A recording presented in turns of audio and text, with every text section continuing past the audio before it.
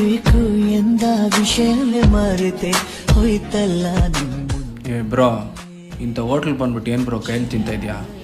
Bro ನನ್ಗೆ ಹಿಂಗೆ ತಿಂದ್ರೇ ಚಂದ, ನೀನು ತಿನ್ನು.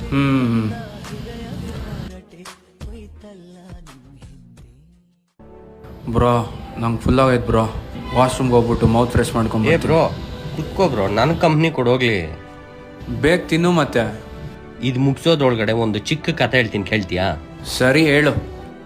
ನೀನು ರೋಡ್ ಕ್ರಾಸ್ ಮಾಡ್ತಿದ್ದೀಯಾ ಅಂತ ತಿಳ್ಕೊ. ಓಕೆ.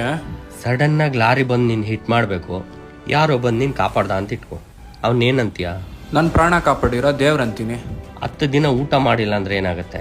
ಸಾಯ್ತೀನಿ. ಒಂದು ಸಲ ನೀನು ಪ್ರಾಣ ಉಳಿಸ್ದೋನ ನೀನು ದೇವರು ಅಂತ ಕನ್ಸಿಡರ್ ಮಾಡೋದಾದರೆ, ನೀನು ಸಾಯೋವರೆಗೂ ಬದುಕಿಸೋ ಈ ಅನ್ನನ ದೇವರು ಅಂತ ಯಾಕೆ ಕನ್ಸಿಡರ್ ಮಾಡಲ್ಲ?